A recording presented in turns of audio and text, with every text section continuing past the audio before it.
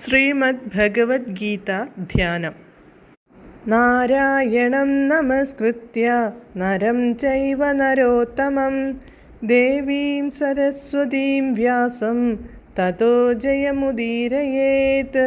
നഷ്ടപ്രായേഷു ഭദ്രേഷു നിത്യം ഭാഗവത സേവയാ ഭഗവതേ ഉത്തമശ്ലോകേ ഭക്തിർഭവതി നൈഷ്ടകീ.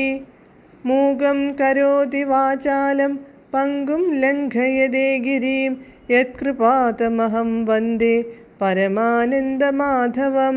ശ്രീഗുരും ദീനതാരിണം ശ്രീചൈതന്യമീശ്വരം. ഓം അജ്ഞാനതിമിരാന്ധസ്യ ജ്ഞാനാഞ്ജനശലാകയാ ചക്ഷുരുന്മീലിതം യേന തസ്മൈ ശ്രീഗുരവേ നമഃ. നമഃ ഓം വിഷ്ണുപാദായ കൃഷ്ണപ്രേഷ്ഠായ ഭൂതലേ ശ്രീമദേ ഭക്തിവേദാന്ത സ്വാമിന്നിധി നാമിനേ.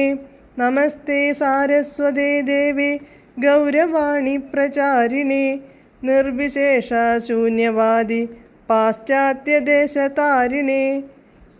ജയ ശ്രീകൃഷ്ണ ചൈതന്യ പ്രഭു നിത്യാനന്ദ ശ്രീ അദ്വൈത ഗദാധര ശ്രീവാസാദി ഗൗരഭക്തവൃന്ദ. ഹരേ കൃഷ്ണ കൃഷ്ണ കൃഷ്ണ ഹരേ ഹരേ, ഹരേ രാമ രാമ രാമ ഹരേ ഹരേ. ഹരേ കൃഷ്ണ കൃഷ്ണ കൃഷ്ണ ഹരേ ഹരേ, ഹരേ രാമ രാമ രാമ ഹരേ ഹരേ. ഹരേ കൃഷ്ണ കൃഷ്ണ ഹരേ ഹരേ, ഹരേ രാമ രാമ ഹരേ ഹരേ. ഭഗവത്ഗീത യഥാരൂപം. അധ്യായം 8 പരമപദപ്രാപ്തി.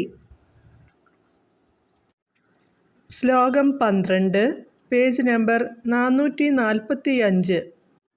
സർവദ്വാരാണി സംയമ്യ മനോഹൃദി നിരുധ്യ ച മൂർധ്യാധായാത്മനഃ പ്രാണമാസ്ഥിതോ യോഗധാരണാം. പദാനുപദം. സർവദ്വാരാണി എല്ലാ ശരീര കവാടങ്ങളെയും സംയമ്യ നിയന്ത്രിച്ചിട്ട് മനസ്സിനെ ഹൃദയത്തിൽ നിരുധ്യ ച തടഞ്ഞു നിർത്തുകയും ചെയ്തിട്ട്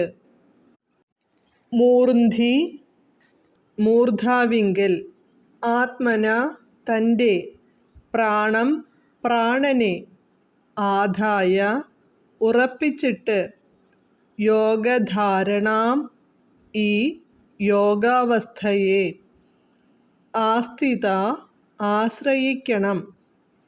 വിവർത്തനം. ഇവിടെ പറഞ്ഞ പ്രകാരം യോഗം പരിശീലിക്കണമെങ്കിൽ ആദ്യമായി വേണ്ടത് ഇന്ദ്രിയങ്ങളുടെ കതകടയ്ക്കുകയാണ്. ഇപ്രകാരം ഇന്ദ്രിയങ്ങളെ സംയമിച്ച് മനസ്സിനെ ഹൃദയത്തിൽ ഏകാഗ്രമാക്കുകയും പ്രാണവായുവിനെ മൂർധാവിൽ സ്ഥിരീകരിക്കുകയും ചെയ്താൽ യോഗസ്ഥനാകാം. ഭാവാർത്ഥം. ഇവിടെ പറഞ്ഞതുപോലുള്ള യോഗാനുഷ്ഠാനത്തിന് ആദ്യമായി വേണ്ടത് സർവേന്ദ്രിയങ്ങളുടെയും കവാടങ്ങൾ അടയ്ക്കുകയാണ്.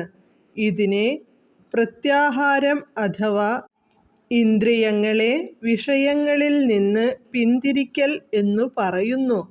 അറിവ് സമ്പാദിക്കുന്ന ഇന്ദ്രിയങ്ങളെ കണ്ണ്, ചെവി, മൂക്ക്, നാക്ക്, ത്വക്ക് എന്നിവയെ സ്വാനുഭവങ്ങളിലേർപ്പെടാൻ അനുവദിക്കാതെ പൂർണ്ണമായും നിയന്ത്രിക്കണം.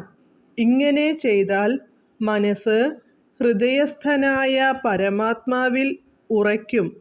പ്രാണശക്തി മൂർധാവിലേക്കുയരുകയും ചെയ്യും. 6-ാം അധ്യായത്തിൽ ഈ പ്രക്രിയ വിശദമായി വിവരിച്ചിട്ടുണ്ട്.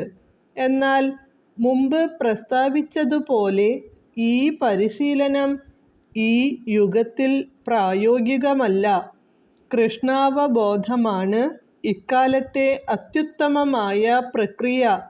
ഭക്തിപരമായ സേവനത്തിൽ മുഴുകി എപ്പോഴും കൃഷ്ണനിൽ തന്നെ മനസ്സുറപ്പിക്കാൻ സാധിച്ചാൽ ആ മനുഷ്യന് ഇളക്കമറ്റ അതീന്ദ്രിയ സമാധി അനായാസേന ലഭ്യമായി തീരും. ഹരേ കൃഷ്ണ.